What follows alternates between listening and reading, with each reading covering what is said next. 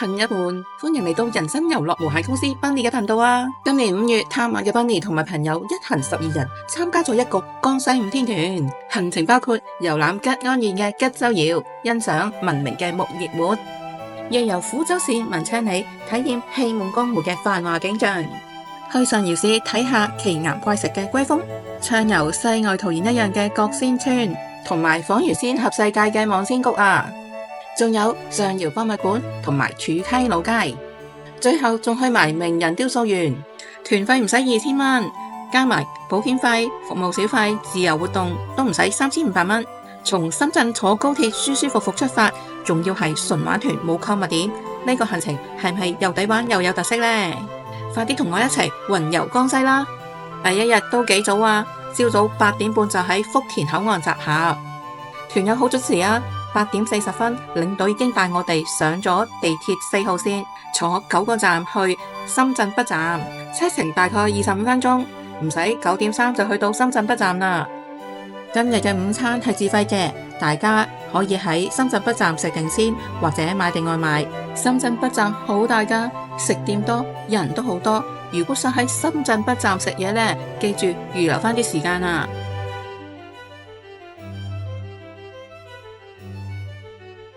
好快到咗10點半，高鐵開車啦！我哋今日班車呢係冇餐卡嘅，如果想喺呢班車食快餐呢，就要留返喺座位度食啦。我哋就好醒目，帶定杯麵。高鐵上面係有熱水免費供應嘅。到咗下午2點，出咗吉安西站，隨即上旅遊巴開往今日嘅第一站，大概半個鐘頭車程啦。下午2點45分左右，我哋就嚟到吉州窯。咦？呢啲係咩嚟㗎？唔通係千年靈芝？景區嘅中央係仿宋建築嘅宋街，街道兩旁古色古香。睇下呢啲馬頭牆，又靚又有特色。以前啲屋呢，大多數都係用木頭起嘅。你話啦，木做嘅屋最怕係乜嘢啊？梗係火燭啦！左鄰右里發生火警就大鑊啦。所以古人好聰明，喺屋同屋之間用石牆隔開，一來可以當防火牆，阻止火勢蔓延。二來仲可以引雨水排走，夠晒實用啊！後來就美化成為階梯狀，好似一匹匹馬衝線咁樣。呢啲咪就係徽派建築入邊鼎鼎大名嘅馬頭牆咯。後來仲演變咗好多花款添。中國建築真係好多考究噶。講返宋街上面有好多商店同埋小攤，賣緊陶瓷同埋手信，都幾靚噶。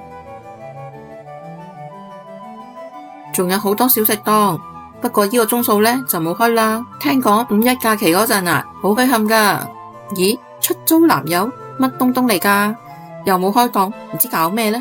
行到宋街街尾就見到吉州窯博物館啦，入邊生動咁介紹咗吉州窯陶瓷嘅起源、發展同埋變遷，仲陳列咗好多陶瓷工藝品，款式同埋種類都好多，仲好有創意添。終於見到博物館嘅鎮店之寶木葉碗啦，一片真樹葉經過工匠妙手，居然可以永久咁樣進入去黑釉碗入邊，葉物清晰，仲好有禪味添。1200年前民間工藝真係巧奪天工啊！可惜啊，到咗元代，因為戰亂嘅關係，呢種工藝就失傳咗啦。好彩上世紀80年代，中國嘅專家深入研究，復刻返嚟啦。近年吉州窯陶瓷喺拍賣會上面表現十分良好。2016年蘇富比拍賣會上面，一件南宋吉州窯嘅長頸瓶呢，以108萬美元成交。2023年紐約佳士得拍賣會上面，一件南宋吉州窯黑釉木葉盞呢，都賣到63萬美元啦。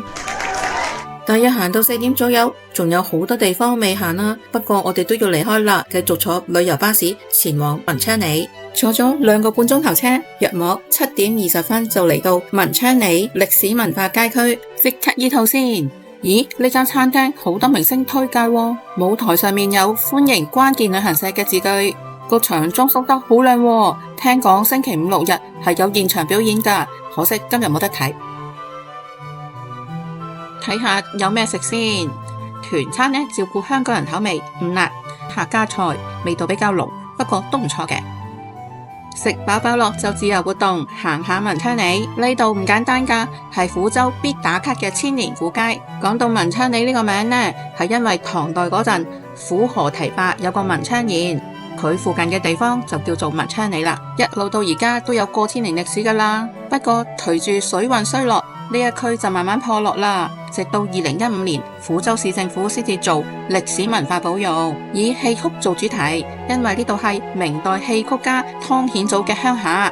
佢喺呢度創作咗好多出名嘅戲曲，譬如《牡丹亭》《紫釵記》《南柯記》等等。每晚華燈初上，古色古香嘅建築之間飄揚住戲曲歌樂聲，周圍又有食肆、小食檔、茶飲店、手信店，真係好熱鬧㗎，絕對值得行下。行到8點50分，返酒店啦，15分鐘車程就返到啦。我哋今晚住嘅係林村麗晴酒店。呢間酒店坐落喺市中心，周圍又有商場又有食店，出入都好方便。佢唔算大啊，只有108間房，不過勝在2025年先至正式開業，夠晒新淨，房間明亮又舒適，服務員嘅態度都幾好啊。新酒店就梗係有智能客控啦，叫聲小嘟小嘟就可以幫你開窗、開燈、開電視、開收音機㗎啦。好啦，甜睡啦，明天繼續。第二日一早7點就喺酒店食自助早餐，中式㗎。講真，款式就唔算多，不過味道都唔錯嘅。我最欣賞呢就係江西米粉，彈牙爽滑。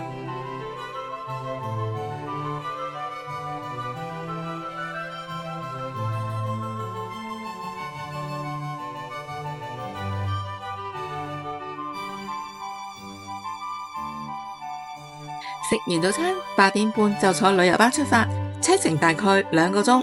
約莫11點，我哋就嚟到今日嘅旅遊點龜峰。嚟到龜峰嘅旅遊中心，再轉環保車入景區，坐10分鐘鐘車啦，就嚟到龜峰入口啦。點解叫佢做龜峰？因為成座山體就好似一隻鑊高頭嘅巨龜，而景區入邊呢又有好多石頭，好似龜形喎。宣傳話無山不龜，無石不龜。不過大家要俾啲想象力先睇得出咯。可能有朋友仔會問，點解龜峰係5A 級都唔出名嘅？係因為佢交通配套唔係咁完善，附近又有三清山、龍虎山、武夷山呢啲大名牌，風頭就俾佢哋搶晒咯。龜峰形成於距今1億3500萬年前，係丹霞峰林地貌。入到龜峰嘅入口，第一眼見到就係雙龜迎賓，呢兩隻石龜好似同我哋點點頭咁，都幾可愛。龜峰風景區呢係國家5A 級噶，面積好大噶。不過我哋今日淨係行一小圈，大概個半鐘頭左右。呢個祈福風鈴，風一吹過嘅時候，叮叮當當響，都幾治愈。千歲古香樟，哇，成千歲！不過喺呢個有億年歷史嘅地方，佢都係小朋友嚟嘅咋。嚟到老人峰，咦，真係幾似老人喎，眼耳口鼻都有，仲有頂帽添。呢個老人家相信都有幾千萬歲噶啦，夠晒資深。我哋今日行嘅呢一段呢，唔算斜，山路幾平緩，加上周圍嘅樹林青蔥，好涼爽，十分之適合我哋呢啲少運動嘅城市人。景區入邊周圍都望到楓林、陡崖、荒山、石牆、石柱、石峰，每個位都靚到唔捨得走啊！聽下啲團友幾嗨。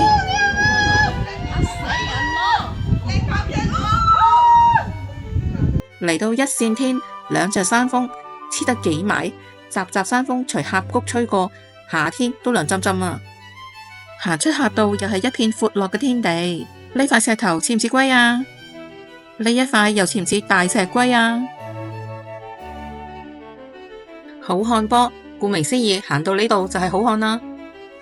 沿住棧道一直行，望落去嘅景色好開闊，好壯麗，真係心境都開朗晒啊！行山觀石係咪鍾意聽故仔呢？相傳龜峰以前係海底嚟㗎，係東海龍宮所在。有一次西海龍王帶兵攻打東海龍宮，東海龍王打輸咗啊！龜將軍帶住佢啲龜兵龜將死傷無數，後來就化為龜石啦。三疊龜峰係龜將軍嘅3個仔，爸爸戰死咗，3個仔就等佢返嚟，等下就變晒石頭啦。最上面2隻龜伸長條頸揾爸爸，下邊隻龜就撐住畫五龜，係咪好感人啊？話咁快開始落山啦，呢條石階梯上面刻咗唔同寫法嘅龜字，有興趣嘅可以去數下佢㗎。沿住呢條山路行落去都幾驚險啊，大家要小心腳步。好快落到山啦，跟住就去當地嘅餐廳食圍餐，又等我哋睇下今日有咩地道美食啦。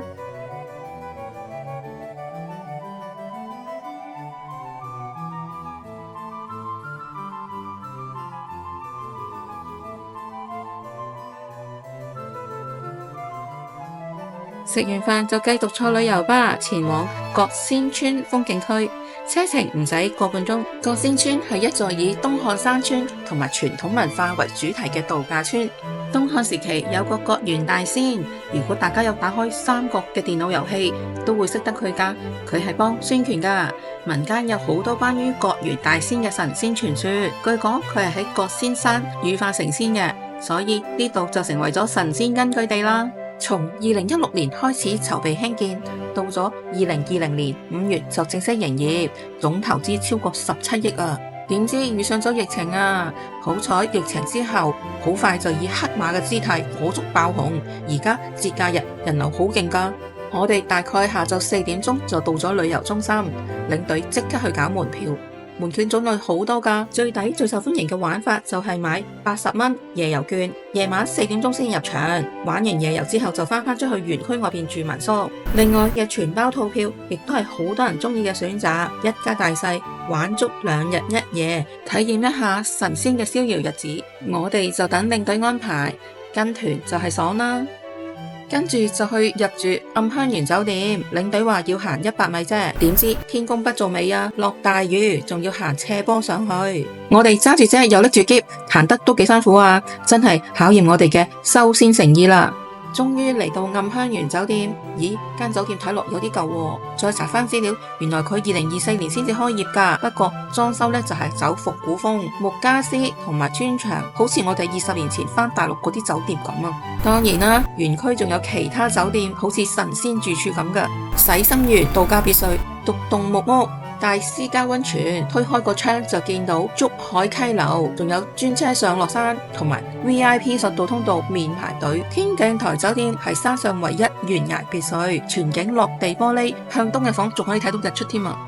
熱染仙居係中檔嘅，仲免費漢服體驗添。旅行團就唔會住咁高級啦。我哋講返暗香園啦，睇下房間嘅環境先。房間都算夠大，又乾淨，都好舒服。不過重點嚟啦，個洗手間設計真係笑死人㗎，係咪似公廁啊？網上評論都係咁笑佢㗎。露台景觀都唔錯㗎。到咗5點就食晚飯啦，咁早食嘅，因為夜晚要入園區玩啊嘛。又睇下有咩食。老實講呢，園區入邊嘅水準就係咁上下噶啦，求其醫飽個肚就算咯。食完飯休息一陣就搭環保車去會議中心啦。一落車，哇！大型嘅人工瀑布出現眼前，夠晒壯觀啊！大家第一時間攞手機打靚卡。行入會議中心，各樣表演嘅時間表列得清清楚楚。快啲睇下覺仙村度假區嘅導賞圖先。陣間我哋會行主街，睇下古村風貌，去到宗廟角就欣賞表演。嚟啦嚟啦，行啦行啦！一入到園區就見到摘星橋，聽講節假日有大型演唱表演，就喺呢度舉行噶啦。沿路行入去，古村景色超有 feel 啊！中國鎮物文化村重現咗古老大宅嘅風貌。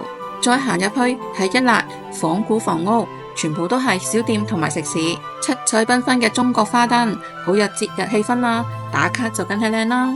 咦，有料到，皇帝帶住魚燈隊見大家。嚟到宗廟角廣場啦，表演就喺呢度舉行，快啲霸返個好位先。先嚟個燈光 show， 燈籠同 3D 投影交織，以古建築做背景，有冇啲東風夜放花千樹嘅感覺啊？跟住緊接住水墨電影，以湖面為幕，配合住音樂噴泉同埋激光特效，重新演繹住覺元修仙嘅傳說。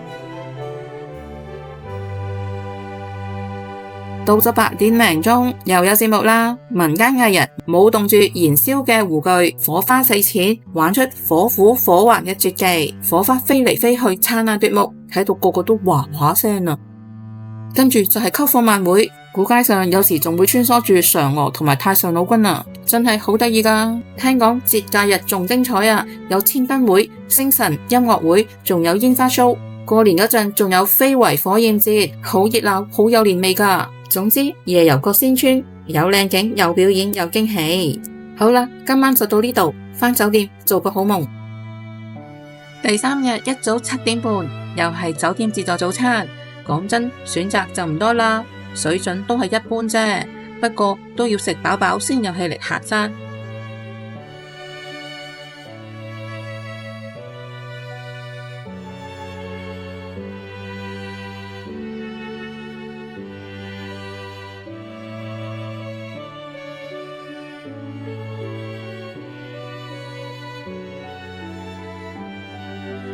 9點半出發啦，落緊毛毛雨喎，仲記得琴日入住落雨嘅不愉快嗎？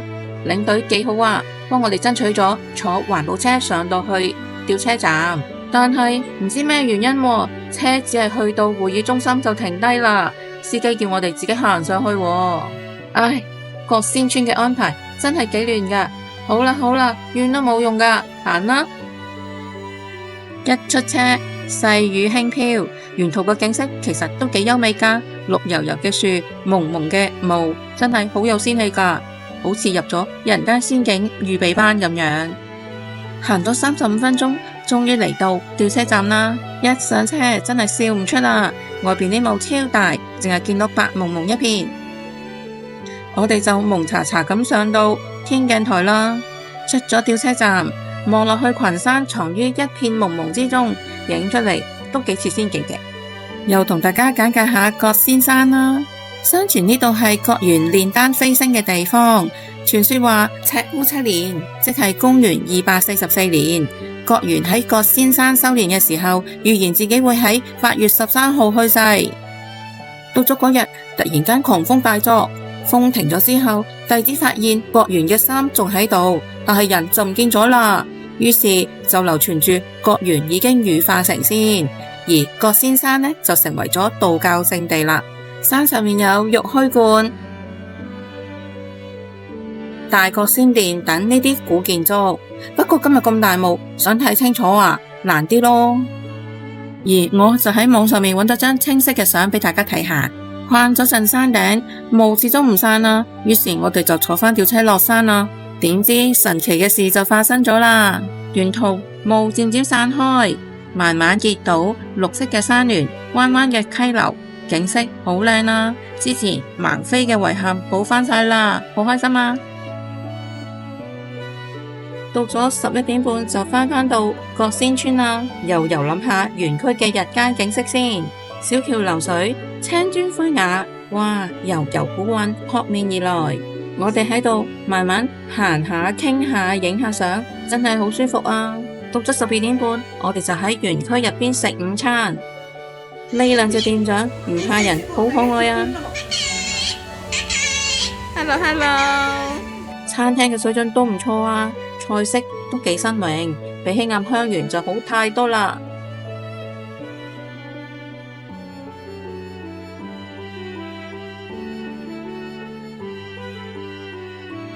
下午1點半食完飯，行程到咗漢服體驗，仲包埋拍攝㗎。團友好興奮啦，有人揀靚衫揀咗成半個鐘啊，換咗好幾套。換完衫，攝影師就帶大家去揾靚靚秘位，仲夾埋擺 pose 添啊！大家都玩到不亦樂乎。就咁樣玩下玩下，就玩到下晝4點啦。我哋要收拾行李離開園區，前往下一站望仙谷。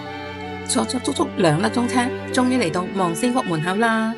先喺附近揾間餐廳醫咗肚先，等我睇下領隊又點咗咩餸。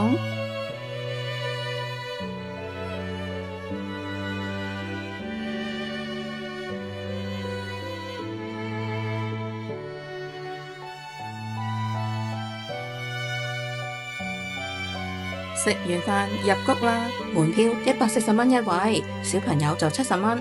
上平台買飛呢，有時會有特價㗎。哇，行日都人山人海啊！先喺門口打個卡先。大家肯定想問，望仙谷真係望到神仙咩？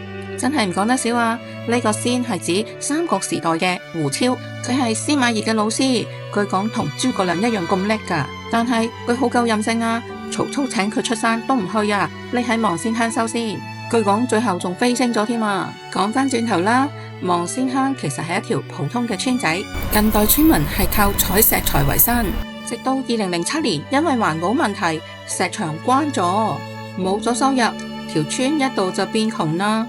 好彩2011年搞咗個峽谷漂流，咁先至打開咗旅遊嘅缺口。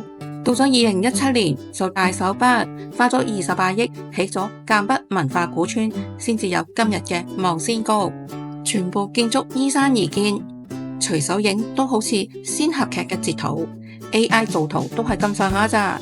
2020年開業，1年之間就火速爆紅，到而家一直都係國內旅遊業嘅熱門地。好啦，唔講咁多，入谷啦。行過青雲橋，哇，峽谷溪流加埋天然地形上嘅鄉村建築，係咪好似世外桃源啊？睇下懸崖上面嘅懸崖民宿同餐廳，用江西東北嘅傳統建築風格，大面積嘅鄉土牆、碎石牆配埋木質小窗，古樸之中又不失精緻啊！呢個懸崖民宿貴嘢嚟㗎，最平1晚都要3000蚊以上，哇！5星級酒店嘅收費啊，旺季仲炒到萬幾蚊1晚，仲要一房難求。但係佢掛喺雲端，開門見山，峽谷景色盡收眼底，又真係幾令人向往嘅。當然啦，望仙谷仲有啲平啲嘅住宿選擇，就係近住入口，舊年先開嘅養仙居，同埋啲山谷而建喺峽谷中心嘅仙宿，房價都要1000蚊以上，但係平日同埋淡季呢，有折頭就抵住好多啦。如果再想住平啲，谷外仲有好多民宿俾大家選擇。到咗差唔多7點，亮燈啦，懸崖民宿即刻換上新裝，真係好似飄喺天上嘅仙宮，係咪好夢幻啊？呢條棧道叫做尋仙路，跟住地形而建，彎彎曲曲，兩邊仿古嘅民宿寧靜舒服。再行前少少就見到大型嘅人工飛瀑同埋怪石，瀑布從上面射落，加埋藍眼淚燈光，你話係咪好迷人先？聽講沿住棧道向上行，去到白鶴崖嘅潮鶴樓，可以睇到峽谷嘅全景㗎。我哋就唔行上去啦，喺五羊橋影上去懸崖民宿，又係一個必打卡嘅角度。橋嘅一邊係小石街，另外一邊呢就係酒吧街，我哋梗係揀小石街啦。小店眾多，食物嘅款式亦都琳琅滿目，價錢又唔貴啊，中意掃街嘅朋友仔就開心啦。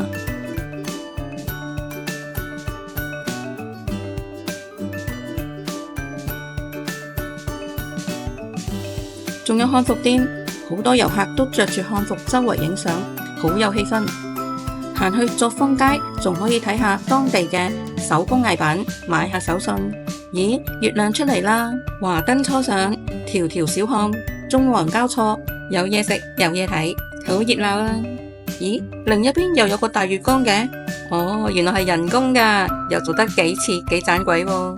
無論邊個角度都影到大片，正。望仙谷仲有好多表演，如果想睇表演呢，記住留意時間，提前做定功課啊！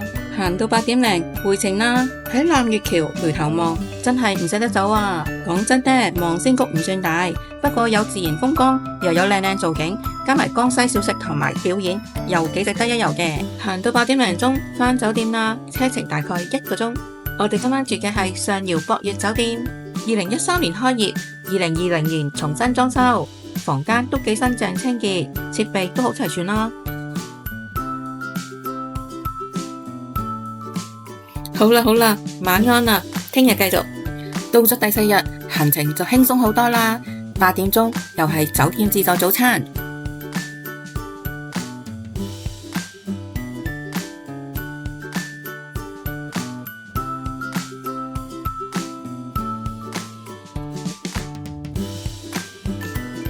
食飽飽10點鐘準時出發，目的地係上窰博物館，車程大概15分鐘。呢間博物館都唔簡單㗎，係國家1級博物館，即係話藏品好多咯。仲要係免費入場，不過租個講解機呢就要20蚊。上到2樓，上窰革命時期嘅舊嘢擺晒喺度啊，生鏽嘅步槍、鋒利嘅軍刀，仲有戰士寫嘅家書。跟住行入鍾靈毓秀展區。重頭戲嚟啦！喺上窰出土嘅由上古時代以至各朝各代嘅古物，全部陳列晒出嚟。隻眼上上下下左左右右，好忙啊！快啲睇下鎮館之寶先，展區中間嘅商代獸面雲雷紋四足圓頂，識嘢就知道佢係寶中寶啦。商代嘅頂大多係三隻腳嘅，四隻腳嘅係創新又罕見，要到明朝四隻腳嘅頂先至普及啊！再加上佢嘅花紋精細，造型莊嚴，唔影多兩張相啊就走寶啦！呢個元代青花茂叔愛蓮玉壺春瓶，畫工清晰，造型大方，而且以人物為主題嘅青花瓶係好少見噶。畫嘅係周敦頤嘅愛蓮說，係咪即刻文化感拉滿呢？商代獸首紫荊分顱，浪漫嘅紫荊加上活潑嘅獸首造型，3000年前嘅工藝真係值得慢慢細味啊！宋代長雲托日鳳紋金配飾，隻鳳凰栩栩如生，好似會飛出嚟咁啊！呢度仲有好多珍品啊，等你哋第日去到就慢慢發掘啦。如果想慢慢聽佢哋嘅故事呢，可以參加每日2次嘅導賞團。3樓有民族風情展，好多老物件，全部都充滿煙火氣啊！文創商店都好有趣噶。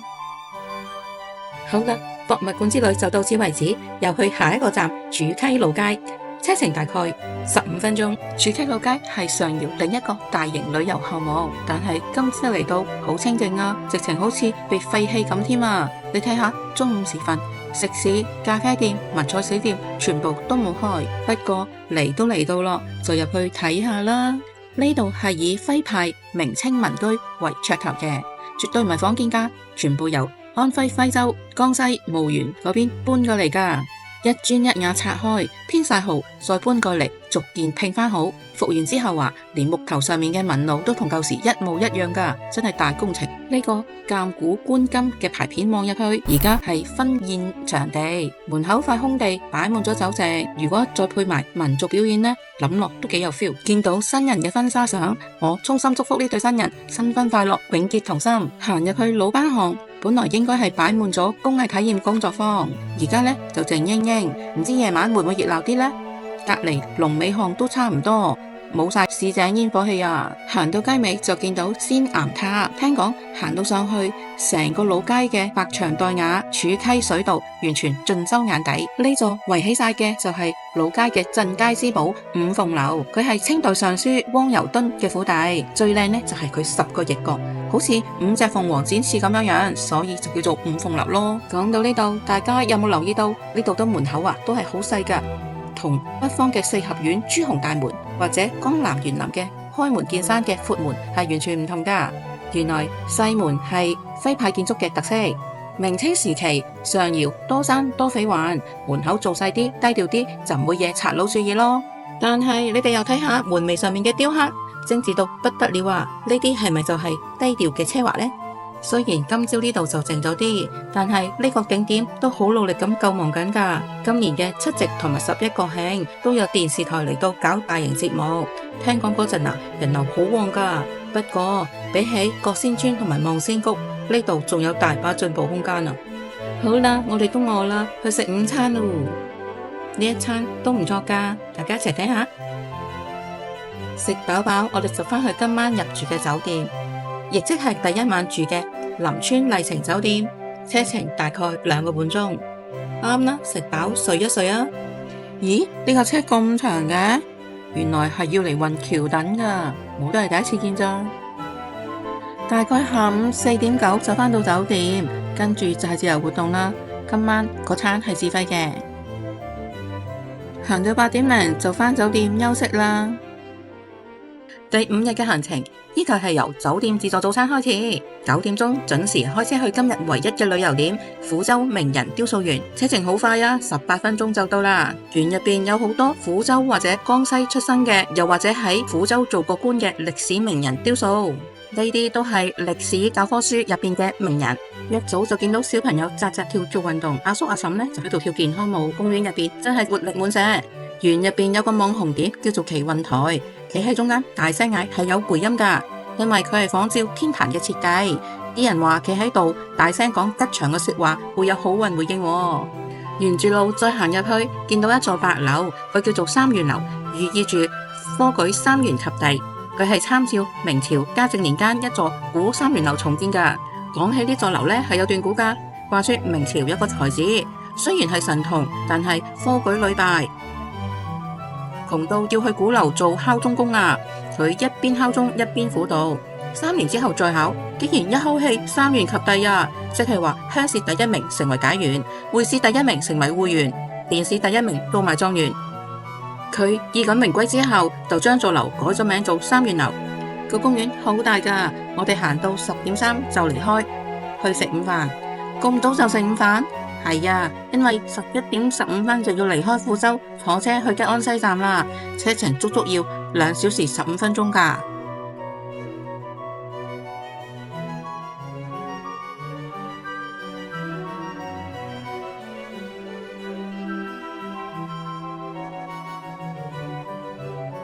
哎呀，有少少塞車啊，成2點鐘先至去到車站 check in。下午3點左右，高鐵開車啦。今次嘅旅程亦都圓滿結束。總括嚟講呢，文昌里好熱鬧，歸風都幾易行，景觀都唔錯嘅。角仙村同埋望仙谷呢係近期嘅熱門網紅點，打卡又真係幾靚㗎。至於其他景點呢，就免費入場嘅，獨自一流咯。好啦，今次嘅分享就嚟到呢度啦，我哋下次再見啦。記得要做乜嘢啊？訂閱、點讚同埋分享啊！多謝大家嘅支持，拜拜。